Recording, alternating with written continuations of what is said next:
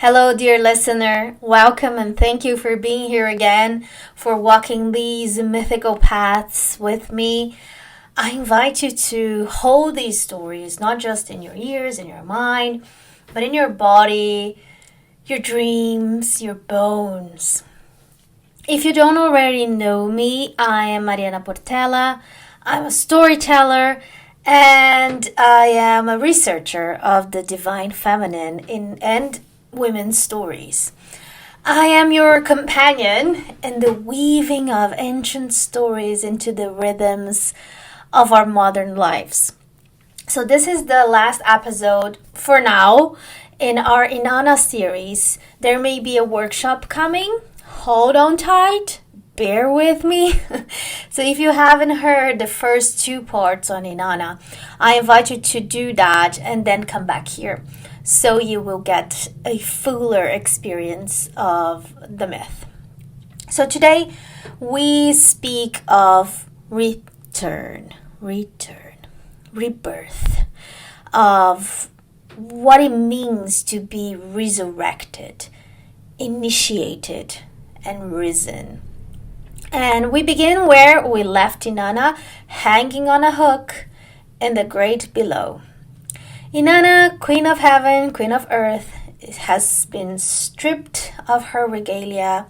She has been judged by the 7 judges of the underworld, and she has been hung like meat in the realm of the dead. 3 days and 3 nights have passed. And above, Ninshubur mourned, wailed, pleaded, until Enki, the god of water and the god of wisdom, created 2 mourners, beings of neither sex, neither from the world or from the upward world or the underworld. And he created them to witness the pain of Ereshkigal and to beg her for Inanna's body. So they went there and they watched. They echoed her pains. They bore witness with deep compassion. They told her stories. And Ereshkigal, in her deep grief, in her laboring agony, she softened. And she gifted them the dead body of her sister Inanna. So the mourners anointed Inanna with the water of life and the food of life, and thus she returned. The underworld itself seemed to hold its breath for a moment, and then breath re-entered her lungs, her eyes opened, and then she was risen again. And so she started her return. But, and there is always a but, no one leaves the underworld unchanged, and no one returns from it without cost. So the Anuna, the judges of the great below, had spoken. She may rise, but not without leaving someone here as sacrifice. So the Gala demons clung to Inanna like smoke, like a type of grief that won't let go. And she was ascending, but they followed and they demanded this type of balance through blood, demanding balance and demanding blood. And so, as Inanna returned to the land of the living, she met those who had once served her, loved her, and who had grieved her. So first she came to Ninshubur, her devoted servant, the one who tore her garments and kneed at the gates, the one who lacerated herself for Inanna. And the Gala, the demons, they surged forward, but Inanna raised her hand. No, she said. Ninshubur wept. She waited. She called upon the gods. She honored me. So Ninshubur was spared. Then came Shara, her son, or in some versions it's her beautician, depending on what thread of the myth you are following. And he is a gentle soul who was mourning her in her absence, both in silence and in song. And again, the gala leapt forward, but Inanna refused, and she said, "He wore sackcloth, he sat in dust, he remembered me." So they move on and found Lulal. It's a type of warrior, her faithful guard. And his eyes were ringed with sorrow. His body was torn with grief, and Inanna shooted him from the gala as well. And then they found him. Dumuzi, her consort, her beloved, her divine lover. But he was not mourning. He was not cloaked in ash. He did not tremble, and he did not weep. He was actually sitting on her throne. Ah, the gall of the man. He was wrapped in fine linen. He had gold jewelry. He had rings on his fingers. The scent of absence was really thick around him, and he had not shed a single tear. Not a single tear had fallen from his eyes. So Inanna, who was now reborn and unyielding, looked at him no longer with love or longing, but with something much clearer and sharper. She did not have to scream. She just pointed, and she told the gala demons, "Take him." Well, that is a strange shift to the myth, right? It hits different. And we did not talk about Dumuzi before. I left him out of the stories a bit on purpose, to be honest, but he is very important nonetheless. These are the kinds of things that I am kind of saving for our future course on Inanna. And also because it will take too long to tell it all here in the podcast, as well as the symbology of how Shara, Luau, and other people mourned Inanna. We'll save that for a longer, deeper dive. But here we are. So she tells the gala to take Dumuzi now. She loved him once, and then she descended. She died, and when she returned, the one that she loved most probably, had not cried. He had not searched for her. He had not suffered. He had taken her throne, her place. So obviously he is chosen to take her place in the underworld. And he does not go willingly or gently, of course not. Dumuzi runs. He begs. He hides. And here, another woman steps forward, one that we haven't spoken about yet, but whose grief is a very strong thing in across this myth. So this woman is Inanna, and she is Dumuzi's sister, and she tries to take his place. But the demons, they are many, many, many, and they find him. And so begins another descent, Dumuzi's descent. But this is not the end of him.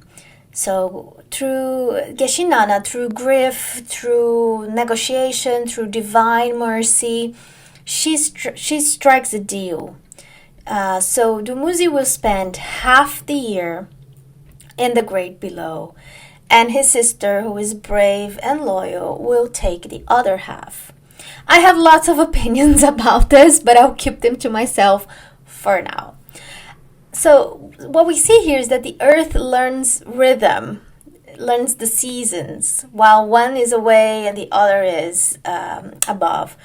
It is the pulse of dying and blooming, dying and being born again. This is how rebirth comes. It's a rhythm, it's a cycle. It's a sacred exchange. Something lives and something dies. And of course this myth will be echoed later in Greece, in Demeter and Persephone's story, which will be coming to our podcast soon, I'm sure. So this is what we have here. Inanna rises But she's changed. She's wiser. She is for sure wilder. She has eyes now that have seen the dark, have seen in the dark and through the dark.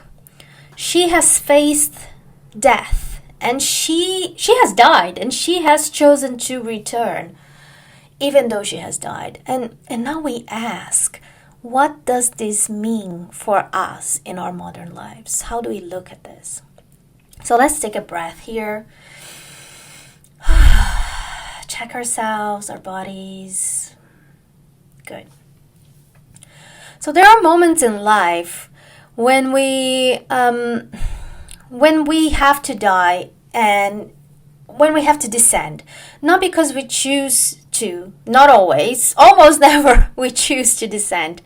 Sometimes it's through grief, sometimes it's through trauma or illness, some type of silence that we're facing and unraveling in our lives.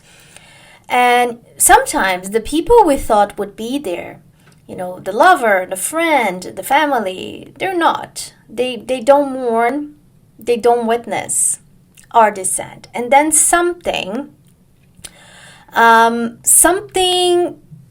ancient in us awakens. It could be that Inanna rage, that fire that we see in Inanna. It's a type of clarity. Because, of course, we're not here to be adored only when we are in our light. We're also meant to be seen through our shadows when we're going through a dark path. And we want to be accompanied into the depths. Even if the other person is not going through the depths, we want them to see us. And when we are not, we should be able to name it, to choose and to change whoever is accompanying us in life. So there's a moment in the myth when Inanna no longer weeps, even though, of course, there must be space for weeping and grief, a lot of space for weeping and suffering. But here in the myth, now she acts. She acts immediately. And I believe that that's what resurrection asks of us. Not to forget what has happened and not to stop our tears exactly, but to rise because of it and through it and to integrate, to become, to no longer beg for validation from people who could not meet us in our death. And instead we return to the surface with our own breath, our own fire, our own rituals, and we change the world around us. So time for some personal sharing on this. As I always say, mythology isn't just stories. It lives in our skin. It teaches us how to live if we pay attention and we can learn to decode it. All the lessons are there. We learn to decode it in the seasons of our lives. And I've known this one, the Inanna myth, the descent, the return, more than once, and I'm sure you have too. Every human has. When I was 24, I got sober. It wasn't that dramatic. There was no rock bottom moment, super story, even though I had hit rock bottom a few times. But the day I stopped drinking was just a sort of quiet knowing that I couldn't really keep living the way that I was and that I wanted something different. So I let go of alcohol. And with that, I let go of an entire version of myself. The gala demons took that version in exchange for a new life. And that version of me who coped by numbing myself, by pretending, by disappearing into parties and drinks that I didn't even enjoy. And when that happened, when I got sober, it was very lonely. The people I thought would understand didn't really, and some vanished immediately. Some faded quietly from my life. Some disappeared in louder ways, expressing their opinions. But a very small handful of people stayed. I call them my ninshuburs. they held my hand, and they didn't need me to be drunk to stay close. And of course, I had my awesome underworld helpers that we find along the way, the people who rescued my dead body from the underworld, people who knew the language of sobriety, who didn't flinch when we say the word recovery, who understood those small victories of that you have when you are sober. So that was the most important resurrection for me in my life. It did come with grief, but also with deep clarity and a whole new circle of voices around the fire, right? And then years later, I became a mother. But before I had my daughter, there were 2 babies who didn't stay in my womb, 2 pregnancies that ended quite early and ended in silence. And I remember bleeding alone and the silence that followed it, the way that people didn't know what to say, or they said pretty wrong things, hurtful things, and friends who would change the subject, who moved on very quickly and were very uncomfortable with my grief. And I remember thinking, why am I not allowed to mourn this? And because no one holds a vigil. No one brings you soup when you lose a baby, usually. Maybe now things are changing, but the world kept spinning, but inside of me something had really shattered. And that was the threshold that changed absolutely everything about me. The deaths of my babies that brought me life as I know it now. And I'm very thankful for those babies. And when my daughter came, I held her with so much joy. But there was also sorrow. There's also sorrow into this, right? About these other beings that did not come to be. Motherhood has been very, very soft, but also hard, and it's been very holy, very sacred. Pregnancy was a deep, deep, deep journey to the underworld. I would need a whole episode about it. Maybe at one point we can talk about it. But the birth brought me back, the actual birth. But not the same, not the same. I don't think we're meant to be the same after giving birth. And that is absolutely and insanely beautiful and hard, and it's just absolutely amazing.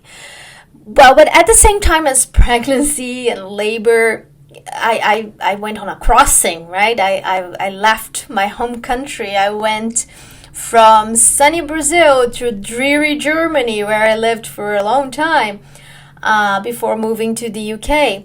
So becoming an immigrant, oh my God, people think it's an adventure. And most times it is. But it's also a very slow and very disorienting death. Because you don't just lose your landmarks. You lose a language. You lose your references. I lost the kind of friendship where you don't have to explain your metaphors, right? I don't have that friendship anymore with people. And most people back home did not understand. They couldn't see the exhaustion of building a new life in a place where nothing comes easy, where, even going to the post office feels like a test. And don't get me started on xenophobia, but that's a whole other issue. But I wasn't met by people. That's what I mean. I wasn't met by people in those depths. And every time I resurfaced, every time I took a breath and chose to stay in this new form, sober, a woman who lost babies, a woman who's an immigrant, and I chose to root myself in it and to heal, it changed me. So these are some of my own resurrections, the resurrections that I've known, that have been quiet and loud. They're very personal. They're full of grief and grace and grit. No one gave me a crown, but I came back from each of them with something better, a deeper truth about myself, and a voice that is mine, my own voice. Okay, so let's take another big breath here.